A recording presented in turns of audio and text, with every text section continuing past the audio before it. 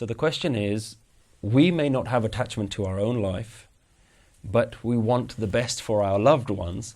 We don't want them to be in any pain, and when they are in pain, we suffer as well because we don't want them to be in any pain. What can we do to alleviate the pressure on us, the pain that we feel? This kind of question always happens when an event has already taken place, when somebody in your life has already been affected with something. The whole purpose of Gurbani and Guru's way of teaching is that you prepare for the event before it happens. We have to get into a habit of preparing ourselves to deal with circumstances before they happen. And because we don't do that, in fact, society tells us to do the opposite. Don't think about the bad. Don't think about the morbid. Yet when it happens, all hell breaks loose. Then it's the worst thing. Then everybody is just completely suffering in life. The solution to that is not at that point. At that point, you just need to find a way to deal with it. You need to find a way to get comfort with it. And all of the last lesson was all about sorrow and suffering and how we can actually use suffering at that point. But how do we prevent that from happening is we have to get comfortable with problems before they happen. Now, this isn't just a morbid way of thinking. This isn't just saying I'm going to think of every bad scenario in life and I'm just going to try and somehow deal with it in life. No, you have to deal with your attachments before they happen.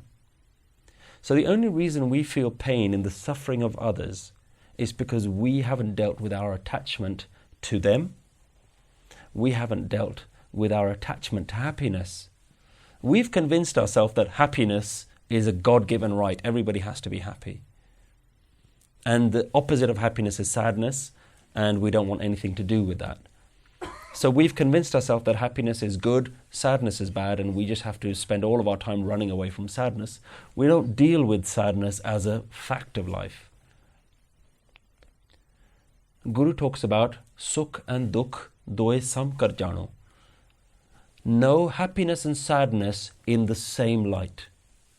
See them as equal. Don't bother to try and have them competing with each other.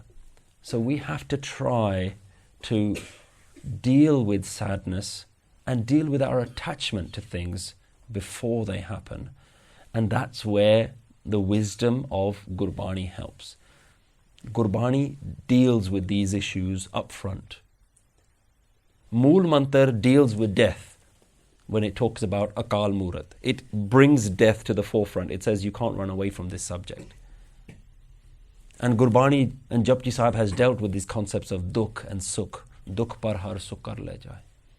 It's talked about all of these things. And all of these things have very detailed ways that we can actually resolve the issues in our life. But the problem is because we don't bother, we spend all of our life just living in this bubble. And then when it gets broken, we say, well, now something needs to be done about it. Like now's the time I have to resolve the issue. But now's not the time to resolve the issue. The time to resolve the issue is the kind of things that Guru Tegh Bahadur Ji is talking about in Slok Malanoma. Life is coming to an end, don't you know? Why can't you see the end? Why don't you know that these problems are coming? We all know death is coming, but we don't face it. We just run away from it. We all know that every single attachment in our life is going to be taken away from us, but we don't deal with it. We run away from it. We pretend it's not going to happen, then we cry when it happens. Guruji is not taking a harsh approach.